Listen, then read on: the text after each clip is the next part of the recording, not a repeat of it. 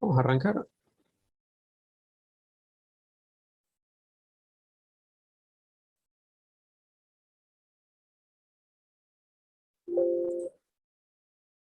Bueno, la semana pasada avanzamos un poquitito más con el tema de calor. Vamos a explicar hoy, siguiendo con la parte de calor, que en la termodinámica se enunciaron algunos principios y en particular hoy vamos a dedicarnos a desarrollar un poquitito el primer principio de la termodinámica, donde las conclusiones de este primer principio se abordaron de forma tal que se explicara lo que ocurría en un gas ideal, de manera tal de después expandir esas conclusiones hacia el resto de los gases. Todo lo que nosotros estamos desarrollando acá, en realidad es cierto 100% para gases ideales.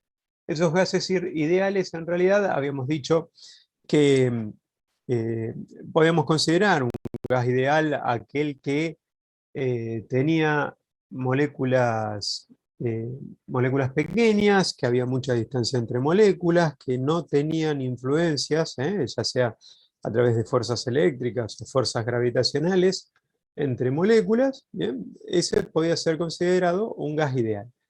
De esta forma, frente a esa definición, hay algunos gases, bien, que pueden ser eventualmente tenidos en cuenta como si, digamos, su comportamiento se pareciera al de un gas ideal. Bien. Entre ellos, uno de los gases es el aire. Bien.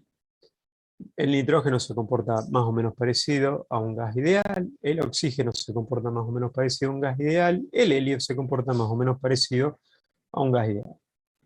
Bueno, el primer principio, bien, al tratarse de un principio de la física, nosotros sabemos que los principios no tienen demostración, ¿bien? Más allá de la demostración práctica de laboratorio, no hay una demostración, son hechos consumados y así se toman.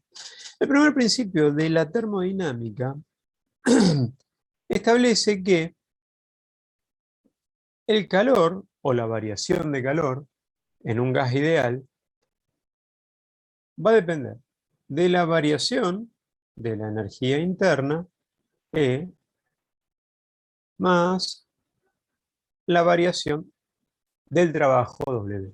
Bien, esto lo podemos expresar en términos de variación de calor, variación de energía interna y variación de trabajo, o en términos absolutos, el calor, la energía interna y el trabajo. De manera tal que eh, si yo analizo en cada estado cómo es o la energía interna del gas y cómo es la cantidad de trabajo, el delta W que está entregando ese gas, ¿bien? Podemos ver o podemos determinar cuál es la cantidad de calor y si lo consideramos de esta manera, vemos que es una ecuación totalmente cerrada. No hay otros parámetros de afectación respecto a las condiciones de la ecuación. Entonces esto nos hace preguntar qué hay acerca, qué pasa en las diferentes evoluciones de los diferentes gases que se pueden presentar. Si nos hacemos esa pregunta, entonces claramente podemos ver que, por ejemplo, en una evolución donde no haya variación de volumen, al no haber variación de volumen, no habría variación de trabajo. Esto lo habíamos explicado en función de un cilindro que tenía su émbolo en una determinada posición. Entonces, este cilindro, con su émbolo en una determinada posición, tenía un gas y este gas se calentaba, por ejemplo, se le agregaba calor desde afuera, se elevaba su temperatura. Sí, perdón, ¿cómo?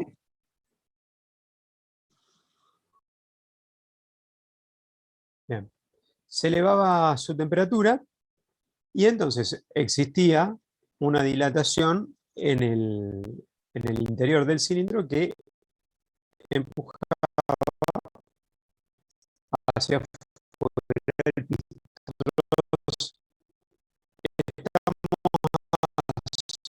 Está sobre de manera que este émbolo del cilindro quedó haciendo. Entonces acá nosotros podemos decir que la cantidad de calor que se agregó tiene que ser suficiente para justificar el aumento de energía interna debido a la variación de temperatura y el aumento del volumen, podríamos definir un diferencial o un delta V, el aumento del volumen para que ocurra el desplazamiento del pistón del cilindro. Ese delta V, esa variación de volumen, es la que traía de la mano una cantidad de trabajo. ¿Por qué? Porque nosotros, si se acuerdan, al trabajo, nos vamos a escribir con la letra W, perdón. Al trabajo lo podríamos representar como la fuerza por la distancia. Entonces, a un diferencial de trabajo lo podemos representar como, vamos a poner la distancia con una cantidad de X, lo podemos representar entonces como la presión por el área por el diferencial de la distancia, y si es que juntamos área y diferencial de distancia, esto sería un diferencial de volumen. Bien, si es que el volumen no cambia, es porque no hay trabajo. Bien, no se realiza ningún trabajo ni sobre el gas, bien, o sea, desde el medio hacia el sistema, ni desde el sistema hacia el medio. Bueno, entonces, en una evolución que se cierra a volumen constante, ahí no tenemos trabajo. En una evolución, por ejemplo, a presión constante, tenemos una cantidad de trabajo y tenemos una cantidad de energía interna que puede ser en aumento o en decremento, pero tenemos esas cantidades, ¿bien? Entonces, de esta forma, el primer principio nos explica que esta ecuación es la que gobierna a cualquiera de las evoluciones que estemos estudiando. Si avanzamos sobre el concepto, podemos decir que cuando concatenamos diferentes evoluciones, cuando hablamos de concatenar, hablamos de enlazar una evolución a continuación de la otra, ¿bien? Cuando concatenamos esas evoluciones, lo que tenemos es el hecho de que si podemos concatenarlas de forma tal que cierren un ciclo, ¿bien? Entonces, la variación de la energía interna debería ser cero. La variación de todo el ciclo de la energía interna debería ser cero. Si armamos un diagrama PB y estudiamos una posible evolución de un ciclo, ¿bien? Vamos a dibujar. No sé si se distinguen 100% los colores, pero vamos a dibujar. En color azul, dos evoluciones isotérmicas. Esta sería, por ejemplo, una evolución a temperatura T2 y esta sería una evolución a temperatura T1. Las isotérmicas tienen una forma de hipérbola equilátera. Esto, si ustedes se acuerdan, venía por el hecho de que nosotros podemos plantear en una función PB, ¿bien? Que P por B era igual a MRT, ¿bien? O sea que para el mismo gas, la misma masa, ¿bien? La variación P por B va a mantenerse constante. Si se mantiene constante, quiere decir entonces que la temperatura se tiene que mantener constante. Entonces, si es que yo hago, por ejemplo, el punto P1 por B1 tendría que ser igual al punto P2 por el B2. Lo que quiere decir que el área encerrada acá tiene que ser igual al área encerrada acá. Bueno, nosotros ahora, eso es un dato anecdótico, no es lo que nos interesa, pero acabamos de postular la idea de que si el ciclo se cerrara, la energía interna, la variación de energía interna, tendría que ser cero, de manera que lo que vamos a hacer es tratar de llegar.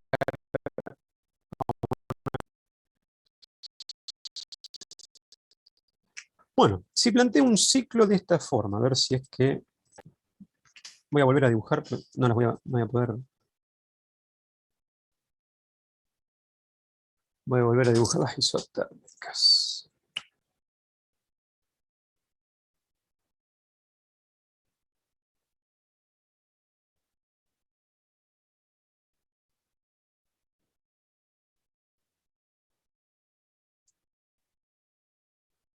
T2, T1.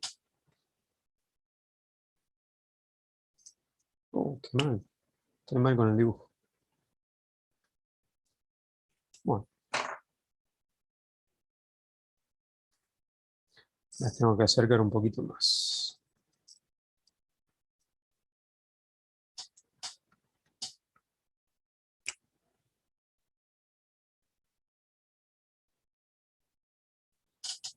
Ahí deberían dar. Bueno, si planteo las isotermas, llegaría a la conclusión que, por ejemplo, si tomo este punto como punto inicial, ¿bien? Vamos a llamarle el punto A, el punto B,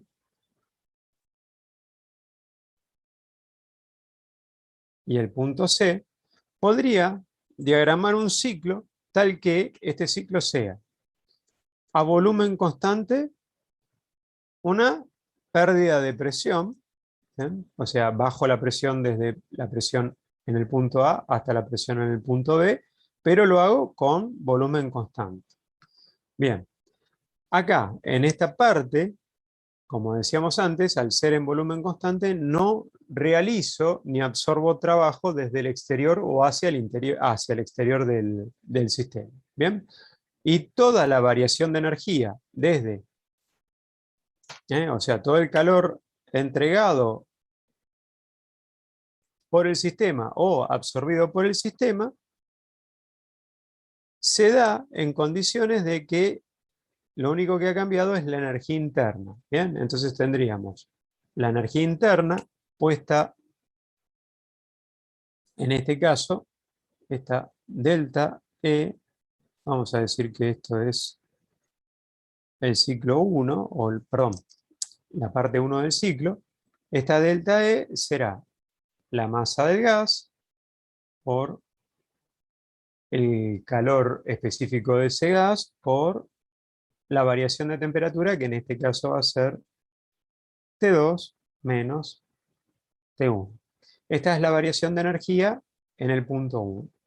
En el punto 2, o sea, en la parte 2 del ciclo, la variación de energía es que voy desde el punto en B hacia el punto en C. Esto sería, voy desde la temperatura 1 hacia la temperatura 2. Entonces, la variación de la energía interna en la parte 2 del ciclo será la masa por el calor específico por T1 más T2, perdón, menos T2.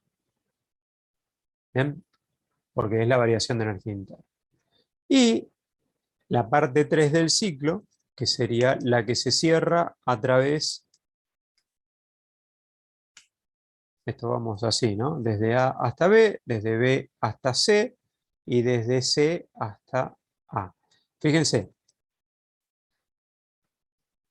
en la parte del ciclo que va desde A hasta B, lo único que hace el gas es perder presión, bajo desde PA hasta PB. En la parte que va desde B hasta C tengo una expansión porque aumento el volumen. Bien, el volumen va desde B hasta C, que es un volumen mayor. La presión se mantiene constante en ese aumento de volumen y la temperatura cambia, la temperatura aumenta. ¿Bien? Y después tengo una contracción del gas, ¿bien? Porque voy del volumen C hasta el volumen A o B, que es coincidente, a través de la misma isoterma. Pero ¿qué es lo que pasa? Esa isoterma, ¿bien? Durante toda la curva, tiene la misma temperatura. Entonces, para la parte 3 del ciclo, no hay cambio de temperatura. Entonces, la variación de energía interna en la parte 3 del ciclo es igual a cero.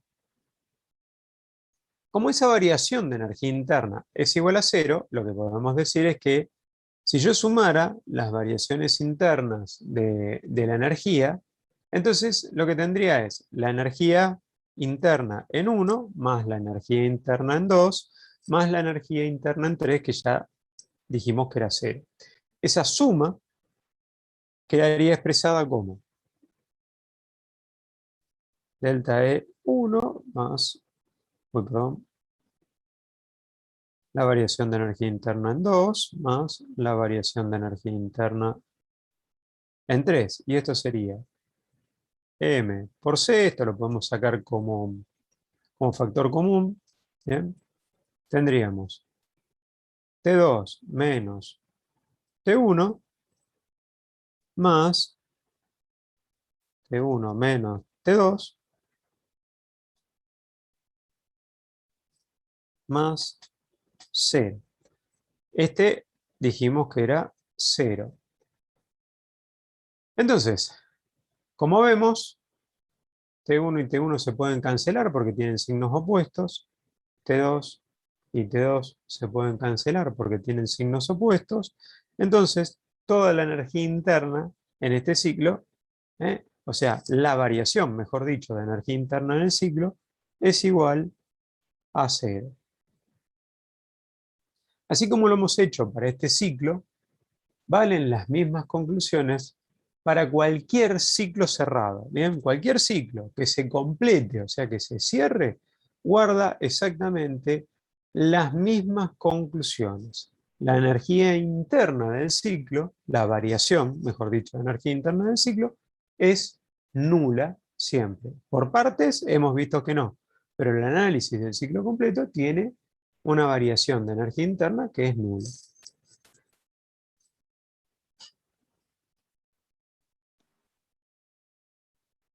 Alberto, una pregunta. Sí.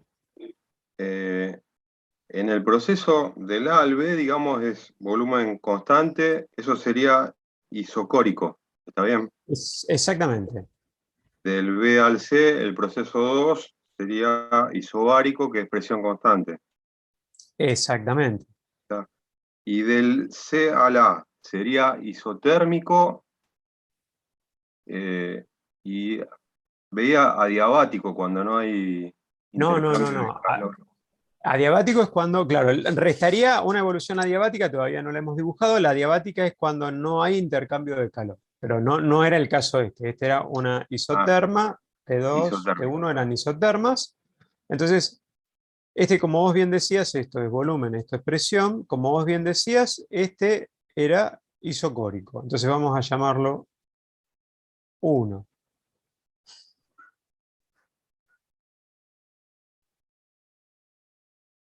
Es una evolución isocórica. 2. La 2 es a presión constante, entonces acá esta sería una isobárica.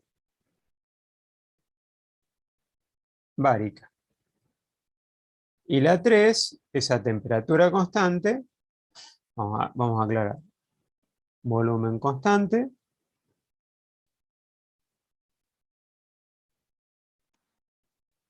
La presión constante, presión constante, y acá tendríamos la isotérmica, térmica, temperatura constante. y esta isotérmica es temperatura constante. Analicemos qué pasa un poquitito en estas evoluciones. Ya que nos detenemos acá, vamos a analizar un poquitito cada una de estas evoluciones. Vemos qué pasa en la isobárica.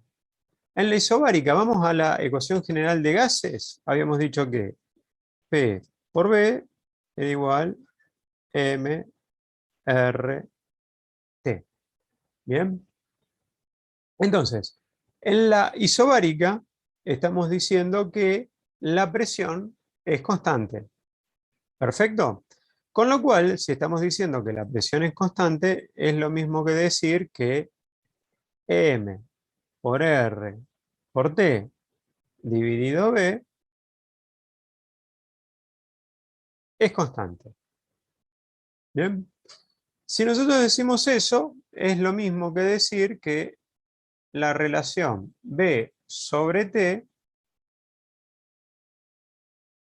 también es constante.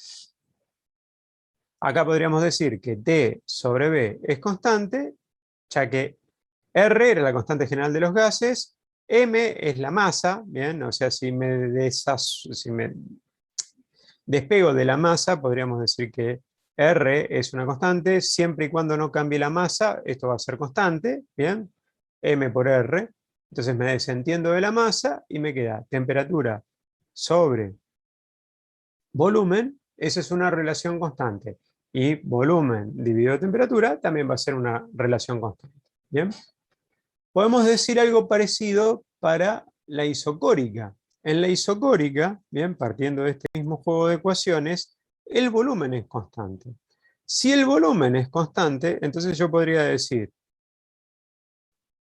P por B igual M RT. Si el volumen es constante, entonces podríamos irnos a la expresión P sobre T, bien, presión sobre temperatura, igual M R sobre B. Si el volumen es constante, la masa no varía porque no hay pérdida de masa durante el proceso, y R es la constante general de los gases, quiere decir que P sobre T es constante también. ¿Bien? Y de la misma forma, T sobre P también es constante.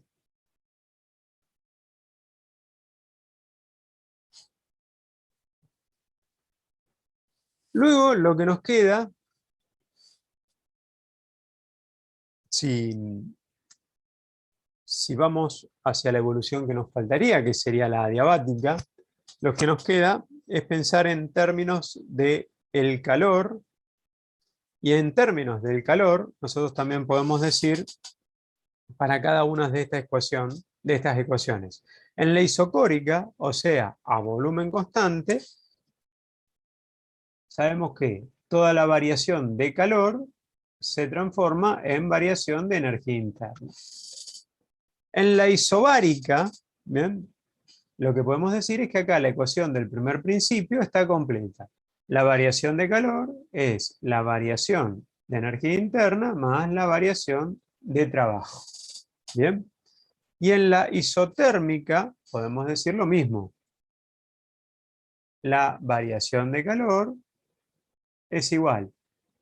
La energía interna es 0 porque no hay variación de energía interna y solamente me queda la variación del trabajo. ¿Qué pasa en una evolución? Fíjense que en este ciclo solamente tengo la isocórica, la isobárica y la isotérmica. Pero ¿qué pasa en una evolución donde no hay intercambio de calor, donde no hay variación de calor? O sea, una evolución adiabática.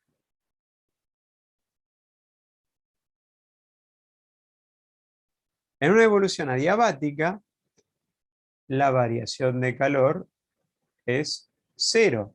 Y entonces 0 va a ser igual, de acuerdo al primer principio, a la energía interna más la variación de trabajo. Por tanto, podemos decir que la variación de energía interna en la diabática es igual a menos la variación del trabajo. Esto que tenemos acá se concluye todo del primer principio. Mostrando un ciclo como este, nos damos cuenta rápidamente que las variaciones de energía interna en un ciclo cerrado hecho de esta forma, nos damos cuenta de que es nula. ¿Bien? O- ¿Qué pasa si es que a este ciclo lo retocamos un poquitito? Volvemos a dibujar las dos isotermas.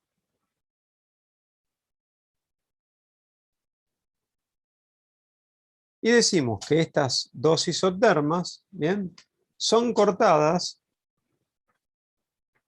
por ejemplo, dos curvas adiabáticas, o sea, dos curvas en las que no hay intercambio de calor con el medio. Entonces, ¿cómo quedaría eso? ¿Qué es lo que pasaría? Bueno, bajo esas condiciones, en la evolución adiabática, nosotros veríamos que, dibujo las adiabáticas.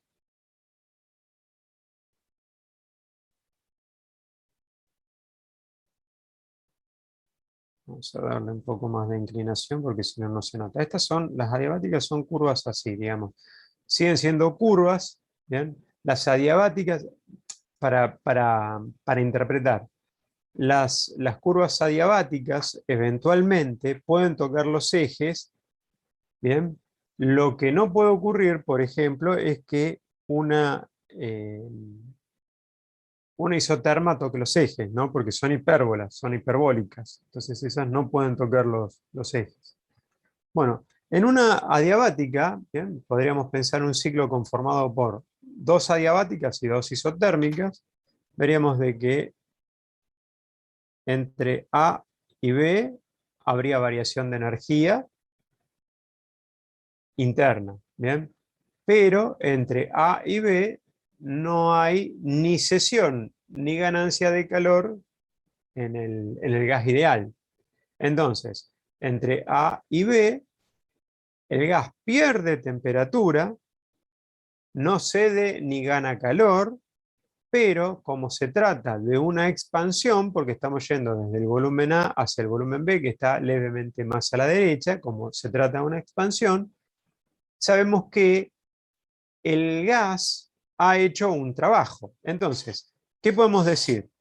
En este caso, en esa diabática, que sería la 1, ¿eh?, es una diabática Q constante.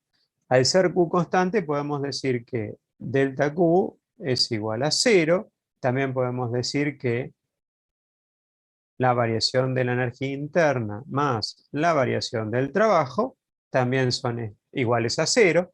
Sabemos que en el sentido positivo nosotros estamos haciendo un trabajo porque se está expandiendo, el gas se expande en esa evolución, pero hemos bajado la temperatura del gas, o sea, ha disminuido la energía interna. Entonces, en esta relación, la energía interna es negativa y el trabajo es positivo. Y esto queda igualado a 0. Por tanto, el valor absoluto de la energía interna es igual al valor absoluto del trabajo.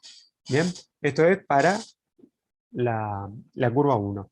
Luego vamos desde B hasta C.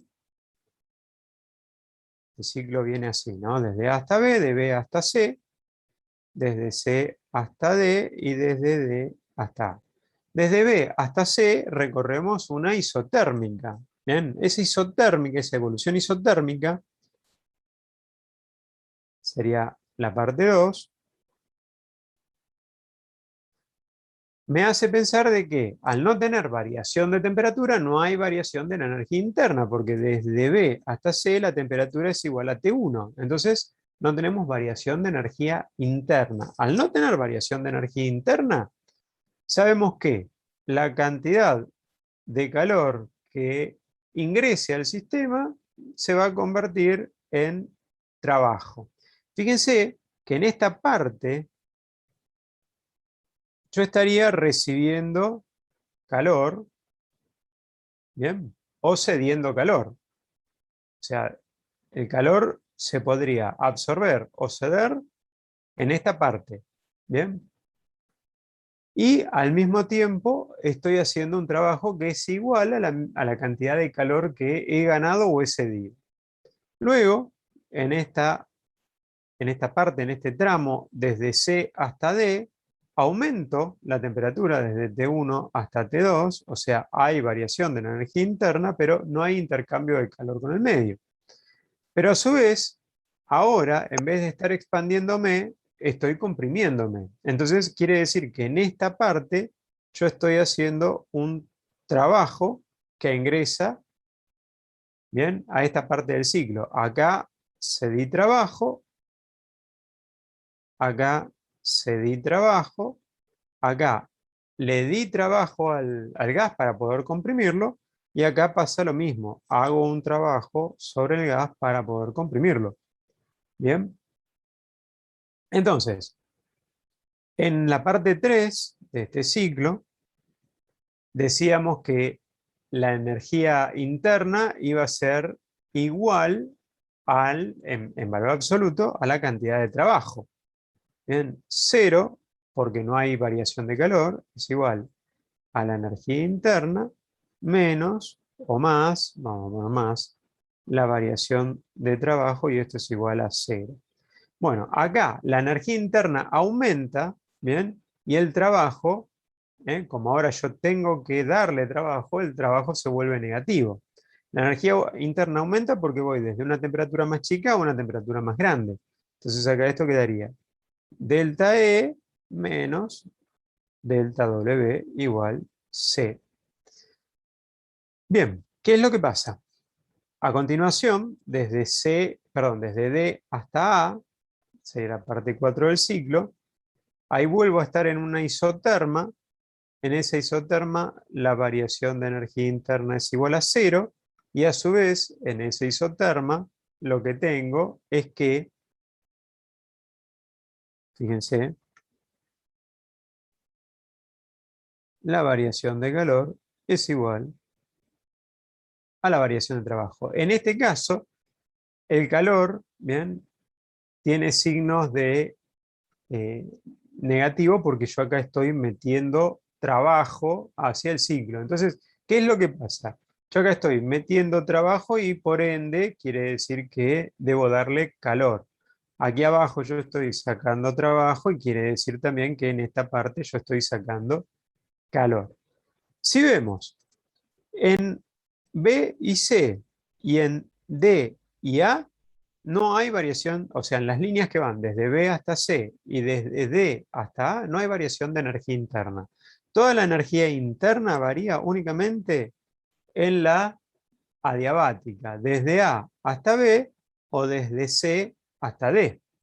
Bien, por tanto, como decíamos que en un ciclo cerrado la variación de energía interna tenía que ser nula, por tanto podemos decir que la variación de energía interna exactamente es nula. ¿Por qué?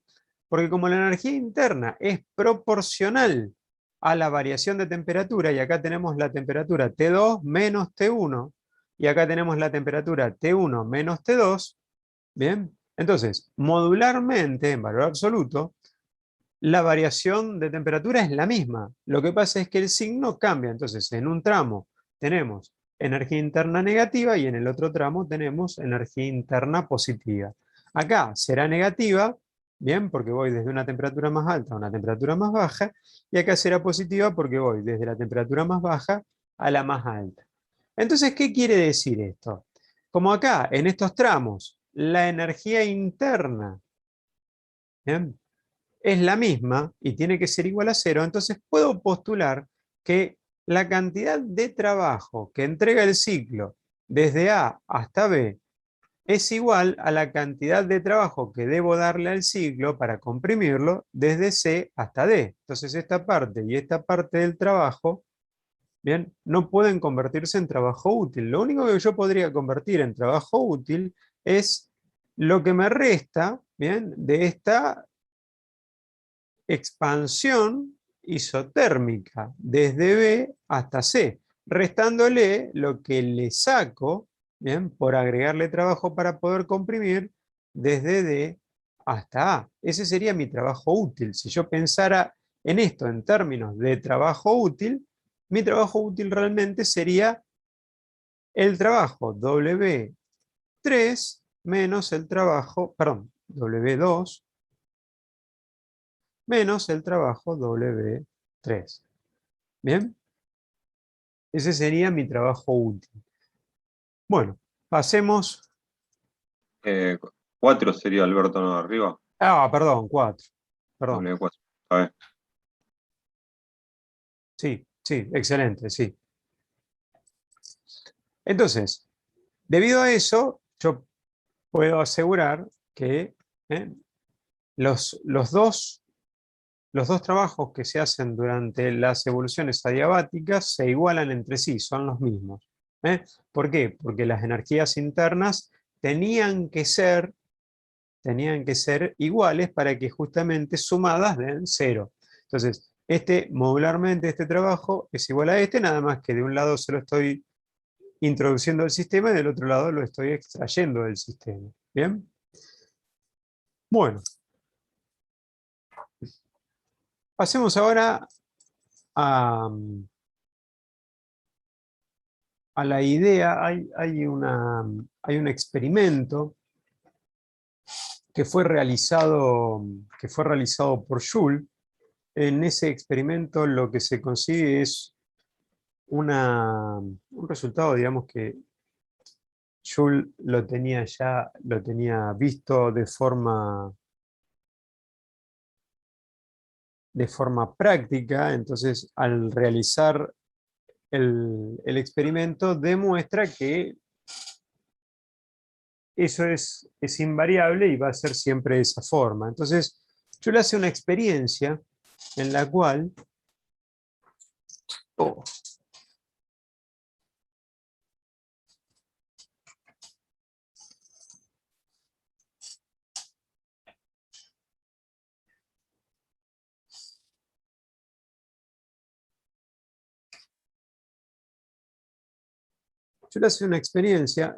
tiene dos ampollas y una válvula que las vincula.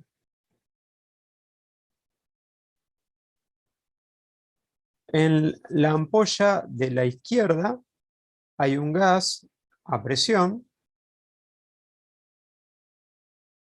y en la ampolla de la derecha se ha hecho un alto vacío, de manera tal que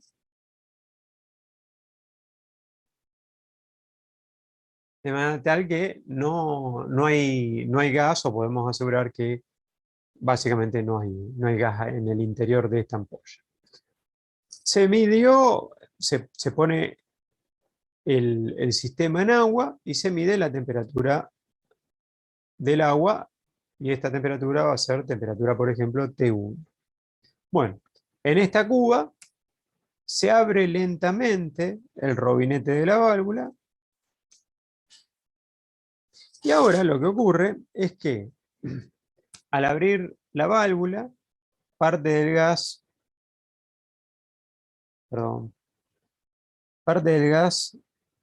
se va hacia la ampolla de la derecha, parte del gas queda en la ampolla de la izquierda. Bien. Y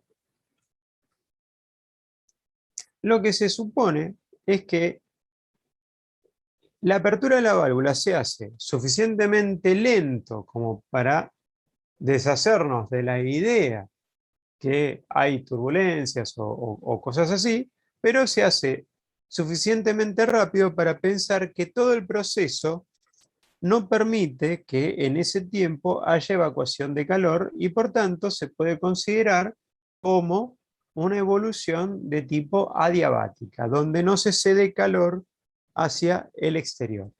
Ahora acá hay una cantidad de gas y acá hay una cantidad de gas, de forma tal de que ahora las dos esferas tienen la misma presión. Se controla la temperatura de la cuba de agua, y en ese control de la temperatura de la cuba de agua se establece que eh, en un gas perfecto, la energía interna no depende ni del volumen del gas, ni de la presión del gas, sino que únicamente depende de la temperatura. ¿Bien? Pero esto, ¿por qué se llega a esa conclusión en este experimento? Porque nosotros decimos, bueno, de acuerdo a la ecuación del primer principio, podríamos decir que la variación de calor tendría que ser igual a la variación de la energía interna, ¿bien? Más la variación del trabajo. Ahora, ¿qué es lo que pasa? En este sistema no hay variación de calor porque dijimos que esto se hacía suficientemente lento como para no producir turbulencias, pero suficientemente rápido para considerar que el tiempo era muy corto como para que alcanzara para transmitir calor hacia el exterior. Entonces, si es que tenemos en cuenta eso, podemos considerar que la evolución es adiabática y por tanto no hay entrega de calor al medio. Por otro lado, podemos decir que la variación de trabajo es igual a cero. ¿Por qué? Porque el gas, si bien se expandió, no hizo ningún trabajo, o sea, no hizo fuerza sobre algún elemento para desplazarlo una determinada distancia. Bien, entonces, si es que el trabajo y el calor son cero, puestos en la ecuación del primer principio, nosotros diríamos que cero es igual a la variación de energía interna más cero, tomando cero como la variación de trabajo. Bien, bueno, como acá hubo un cambio de presión, podríamos pensar, ¿bien? Hay un cambio de presión, porque vamos desde una presión donde acá esto estaba en vacío, esto estaba a una determinada presión, y después estas dos esferas quedan a otra presión. Como acá nosotros estábamos a una presión determinada, podríamos considerar que hay cambio de presión. También sabemos que hay cambio de volumen, porque al principio el gas ocupaba solo este volumen y luego pasó a ocupar los dos volúmenes. ¿Bien? Ah, es como si se duplicara el volumen y la presión caería, ¿no? Algo así. Exactamente, la presión cae, el volumen se duplica, pero ¿qué es lo que pasa? En todo este proceso, la temperatura no varía. Si la temperatura no varía, o sea, si yo mido T2 y T1 y esas dos temperaturas se mantienen, ¿bien? No cambian, o sea, la temperatura T2, después de toda la experiencia, ha quedado igual a la temperatura T1. Fíjense que yo estoy midiendo la temperatura por un método indirecto como si de un calorímetro se tratara, ¿bien? Si es que esas dos temperaturas no han cambiado, ¿qué quiere decir? Quiere decir que la energía interna no cambió. Bien, porque la energía interna era proporcional, delta E era, perdón, proporcional a la variación de temperatura. Entonces, ¿qué es lo que concluye Joule en esta condición? Que la energía interna solo puede depender, bien, ya vemos que no depende del calor, ya vemos que no depende del trabajo, solo puede depender de la temperatura.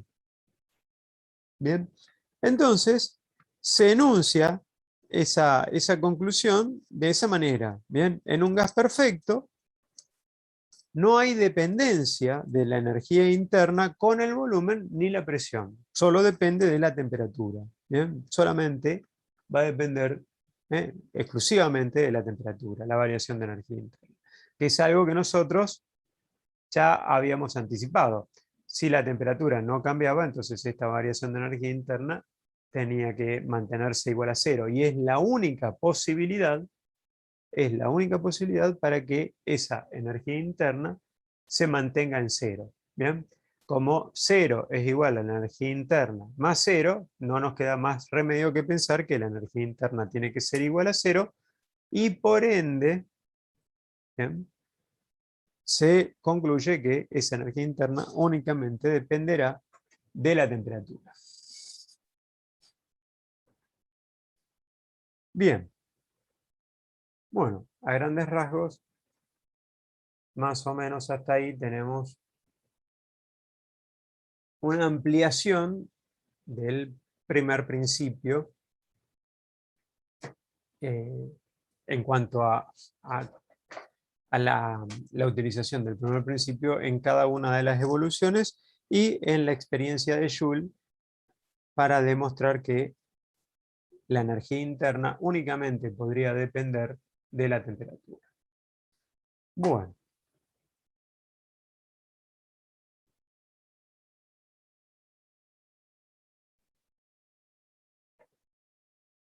El desarrollo que vamos a hacer ahora tiene que ver con la ley de Mayer.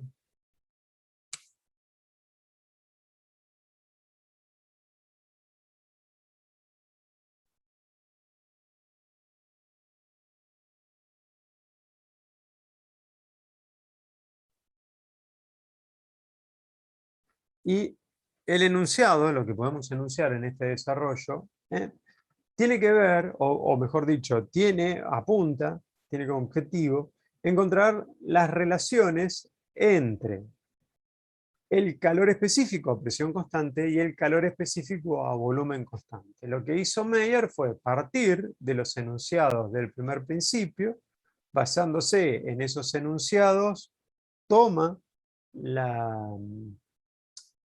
la solución de una ecuación diferencial planteada, digamos, para esos enunciados, o mejor dicho, una ecuación, no como ecuación diferencial, sino una ecuación diferenciada, ¿bien? Toma los resultados y concluye algo respecto a los calores específicos. Entonces, Mayer parte de decir que la entalpía, y acá ya lo vamos a poner, ¿bien?, en por unidad de masa o en por unidad de cantidad de moles.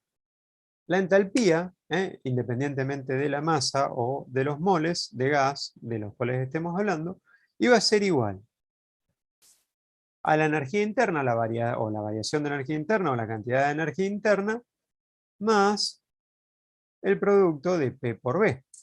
¿Bien? P chiquita, B chiquita. Fíjense, estamos escribiendo todo en minúscula porque hemos dividido todo por la masa, ¿bien? Pensemos en eso, hemos dividido todo por la masa. Estas ecuaciones, si las multiplicara por las masas, ya podríamos ir a las letras en mayúscula.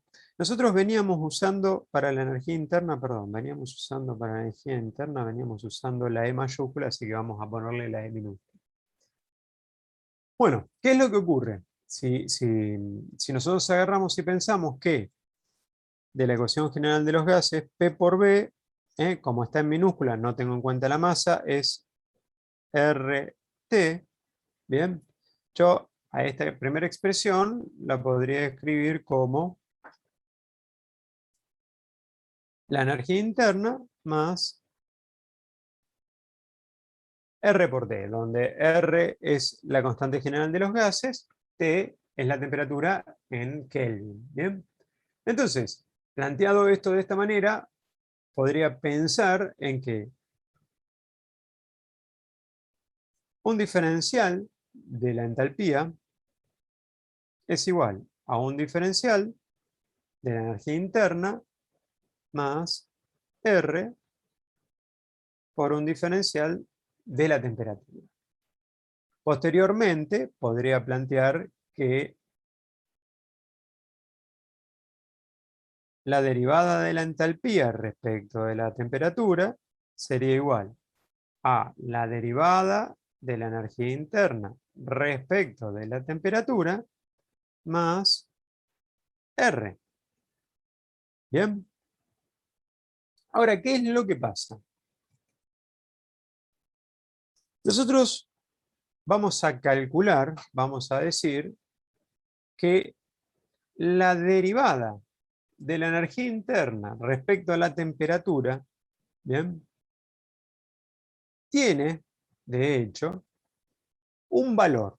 Acá, fíjense que, recuerden, estamos trabajando pensando en que hemos dividido todas las expresiones dividida la masa de gas. O sea, no, esto es por cada unidad de masa de gas. Entonces, pensemos en lo siguiente. Pensemos en el primer principio para una evolución de tipo volumen constante, o sea, una evolución de tipo isocórica.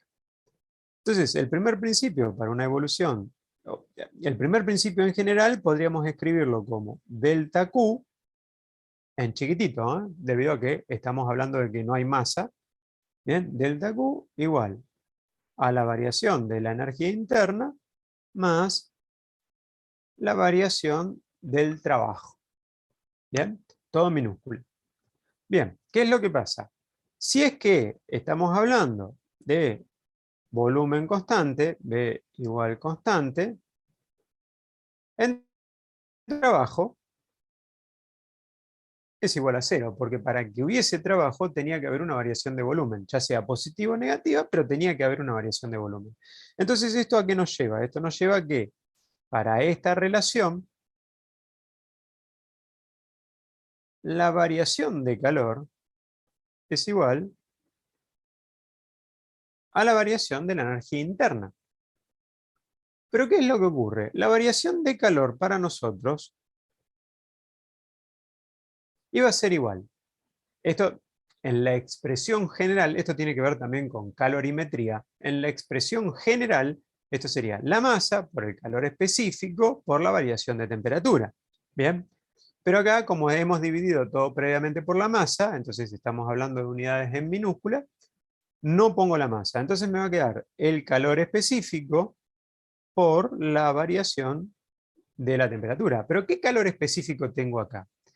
El calor específico que tengo acá es el calor específico a volumen constante. ¿Por qué? Porque justamente la evolución sobre la cual estoy trabajando es la evolución a volumen constante. Entonces, yo podría decir que el delta Q sobre el delta T es igual, para la evolución a volumen constante, es igual al calor específico a volumen constante. ¿Bien? Pero el delta Q era igual al delta E, o sea, la variación de calor era igual a la variación de energía interna. Entonces acá podríamos escribir que esto es igual a la variación de energía interna dividido la variación de temperatura. O, en términos diferenciales, la derivada de la energía interna respecto de la temperatura es igual al calor específico a volumen constante. ¿Qué quiere decir? Quiere decir que ahora yo podría reemplazar en esta expresión por este valor.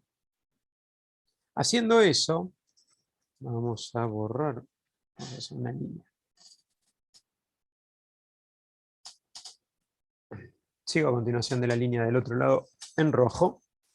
Haciendo eso, quiere decir que la expresión derivada de la entalpía respecto de la temperatura es igual a la derivada de la energía interna respecto de la temperatura, que era el CB, o sea, el calor específico o volumen constante. CB más R. Y lo que tengo acá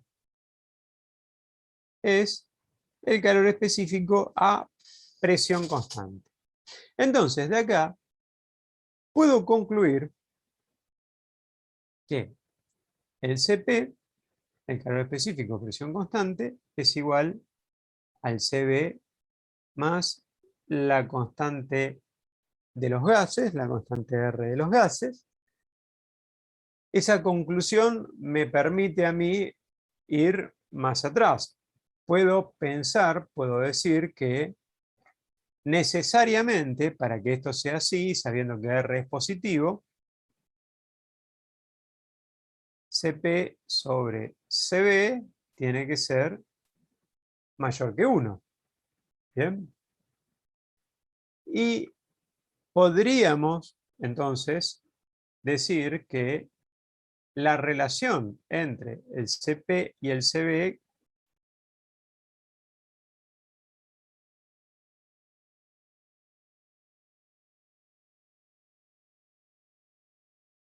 perdón,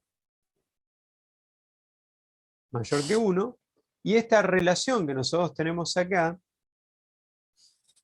que la vamos a mencionar con esta notación, esa relación es la que después van a aparecer en algunas expresiones en donde nosotros empecemos a hacer relaciones de ciclos un poco más complejos. ¿Bien? Bueno.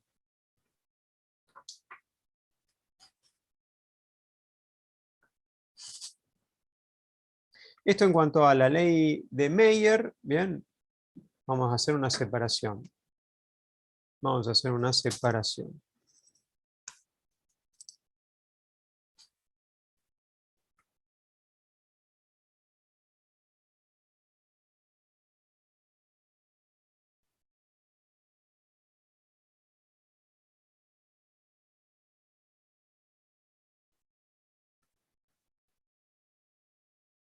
La ley, en definitiva, la ley de Mayer terminaría acá, ¿bien?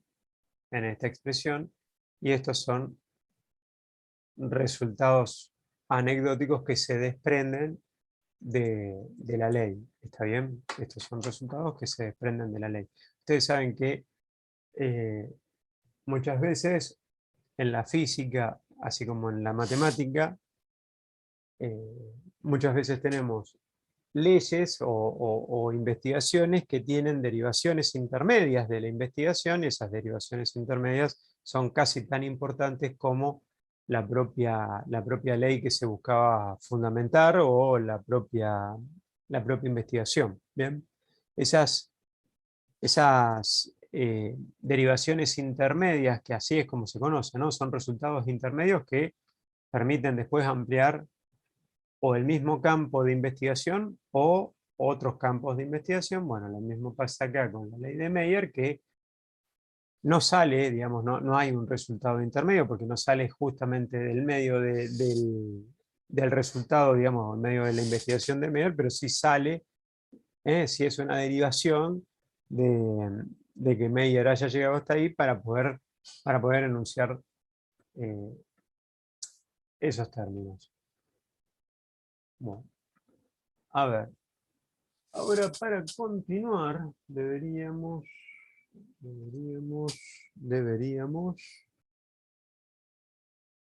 ¿hacia dónde deberíamos ir para continuar? Qué buena pregunta, ¿no?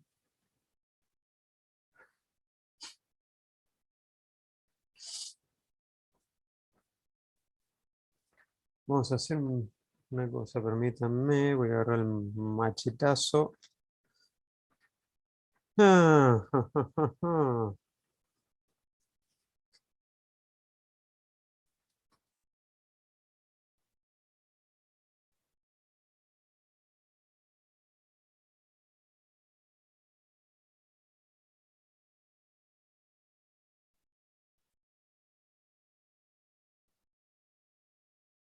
Bueno, vamos a hacer lo siguiente. Debido a que esta es la última clase de teoría, vamos a hacer lo siguiente. No sé si ustedes pudieron descargar el apunte de termodinámica. El apunte de termodinámica puede ser que yo tenga una versión antigua, pero en la página 37 de ese apunte está el segundo principio de la termodinámica. ¿Bien? Básicamente el segundo principio de la termodinámica, lo que les vamos a pedir es que esto en todo caso le hagan una leída a ustedes solos, no hay nada que decir sobre ese segundo principio que ustedes no puedan entender. Bien.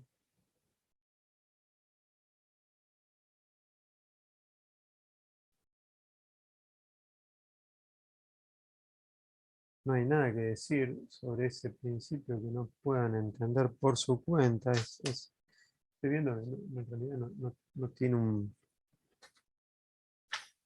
basamento demasiado importante en cuanto a fórmulas.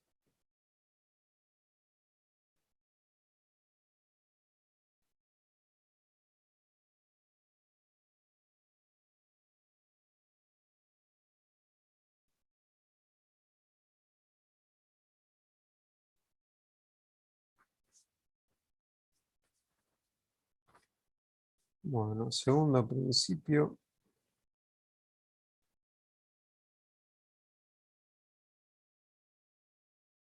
Bueno, dentro del segundo principio de la termodinámica hay un enunciado que es particularmente importante, que es el enunciado de Clausius.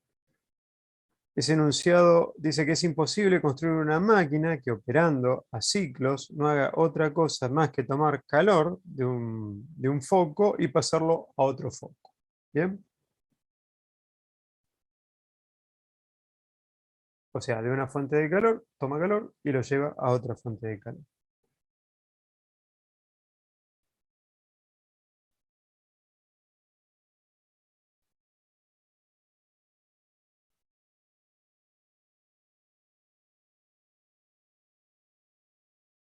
Eh, bueno, esos enunciados se los dejo para que los lean ustedes.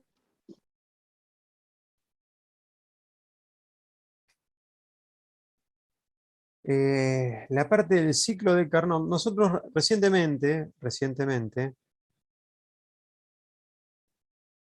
hicimos, si se acuerdan, un ciclo, eso lo acabamos de hacer hace unos minutos. Hicimos un ciclo que estaba conformado por dos adiabáticas y dos isotérmicas. ¿Bien? El ciclo de Carnot es justamente ese ciclo. El propósito del ciclo de Carnot es demostrar que el ciclo propiamente entre dos adiabáticas y dos isotérmicas sería el ciclo más eficiente, o sea, el que tendría el mejor rendimiento de una máquina térmica ideal. Bien, cualquier otra máquina térmica se va a encontrar con un rendimiento por debajo del rendimiento calculado del ciclo de Carnot. El cálculo del rendimiento del ciclo de Carnot en realidad es bastante sencillo. Bien, esto lo tienen en la página 39. Es bastante sencillo, tiene una matemática muy sonsa y finalmente ahí se llega a que el rendimiento depende de las temperaturas de las fuentes. Bien, decíamos antes, íbamos a tener fuentes frías y calientes. Bueno, el rendimiento va a depender de las temperaturas de la fuente. Bueno, en cuanto a lo que es Carnot, se los dejo, se los encomiendo para que lo lean por su cuenta.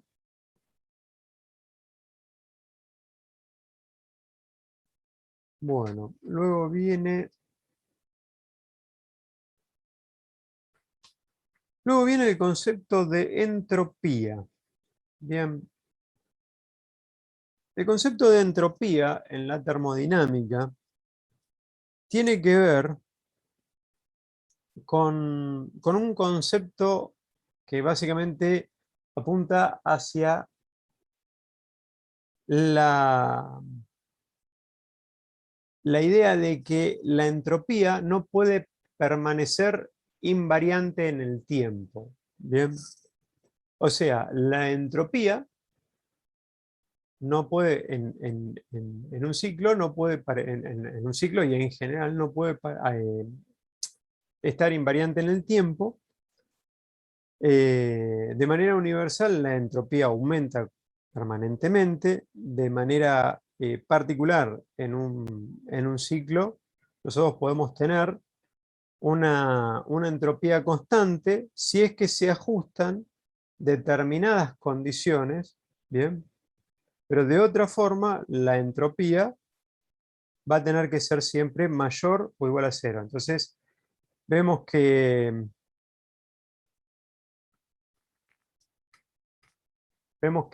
siempre eh, en los sistemas, digamos, que nosotros podemos considerar como naturales, esa entropía, bien, va a tener una diferencia entre el punto de inicio y el punto de finalización del experimento que realicemos.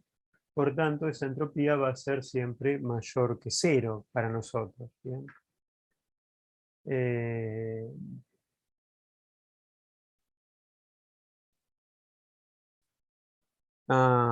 Me comí algo importante, me parece. Me comí algo importante porque acá habla Acá habla de una definición que nosotros...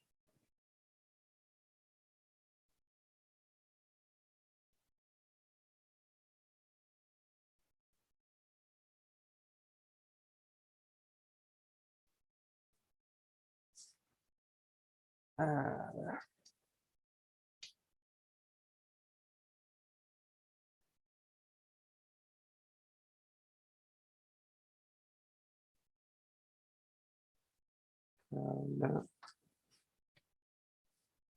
acá habla de los procesos que son irreversibles. Vamos a hacer una definición muy simple de un proceso irreversible para que ustedes puedan leer esto. Un proceso, nosotros vamos a considerar que un proceso es irreversible. Vamos a volver al ejemplo del pistón.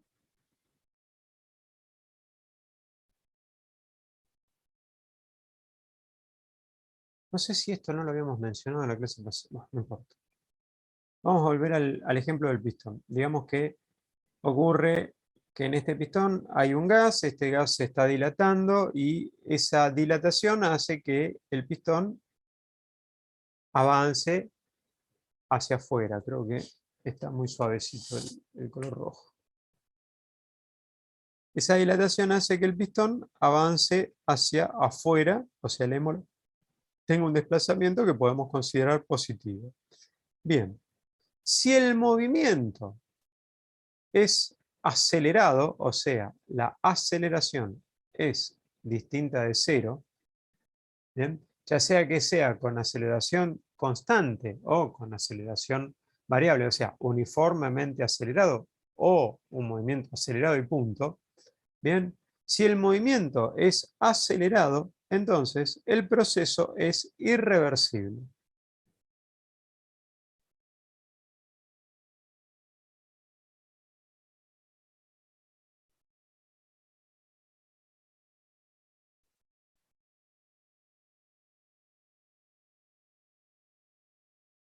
Por tanto, nosotros todo lo que venimos calculando, todo lo que venimos hablando hasta acá, habíamos perdido de vista esta idea, pero incorporémosla de esta forma. Vamos a decir que para cada una de las acciones que nosotros hemos contemplado hasta acá, hemos pensado de que todos esos procesos que se llevaban a cabo estaban dentro de los procesos que son conocidos como reversibles, o sea, donde la velocidad del desplazamiento del pistón va a ser una velocidad constante, no va a haber aceleración. ¿Bien? Lo que quiere decir que la cantidad de fuerza que hace el pistón se iguala con la fuerza resistente que está del otro lado del émbolo. ¿Bien? Esto es un punto importante para poder comprender, por lo menos parcialmente, el desarrollo de lo que viene. Bueno, nosotros hemos barrido hoy de forma absoluta hasta la página 35 del cuadernillo. ¿Bien? Les va a quedar para la lectura lo que decíamos, lo que es el segundo principio de la termodinámica, que es bastante sencillo de leer, tiene dos fórmulas. El ciclo de Carnot, ¿bien? El ciclo de Carnot se evalúa con demostración, ¿bien? Pero la demostración es sencilla, no tienen que preocuparse mucho, la demostración es más bien sencilla.